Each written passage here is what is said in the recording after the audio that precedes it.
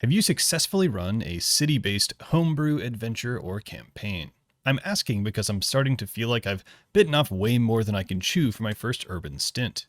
The players are having fun, but I can't help feel like I'm barely evoking the large fantasy city vibe. I know just about everything there is to know about the city we're in. But as they move through the map, have social encounters, and get tangled up in very populous settings, I struggle to describe things in a way that conveys the sheer size of the metropolis. Have you run into this type of issue too? Should I just give them horses, set the town ablaze, and have them hit the high road? Don't worry, you don't have to light your city on fire. Running in an urban environment is not easy, but it's also not that hard.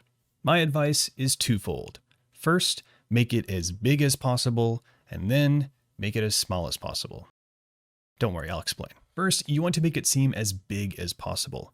There are buildings for as far as the eye can see, something new around every corner, and if your players can think of something to look for, they're probably going to find it. Also, things move fast in the city. If you're not in someone's way, they're probably trying to sell you something. Actual city life outside of somewhere like New York isn't really like this.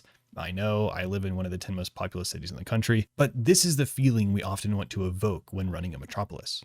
But then, once you have made your city feel as big as possible, you make it as small as possible.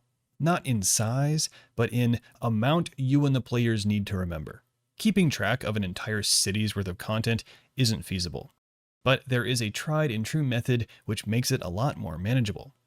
Factions. Factions are groups of people who are aligned in some way, from a local guild of bakers to an ancient order of wizards. Much like wards or districts can divide a city's geography, factions divide a city's populace. Not everyone in a faction is going to agree on everything, but they will share at least one core value or bond. Yeah, Pam the baker and Eli the baker really do not get along, but they both have very similar opinions on the Count's new grain tax. Becoming familiar with a place's factions and their relationships with each other can allow your players to feel like they have at least some understanding of most of a city, while preserving the feeling that they couldn't possibly explore the whole thing. If you want a more detailed rundown on factions, you should check out the most recent addition to World Building Praxis, a series I'm doing on YouTube wherein I am building a world from scratch for use as a D&D campaign setting.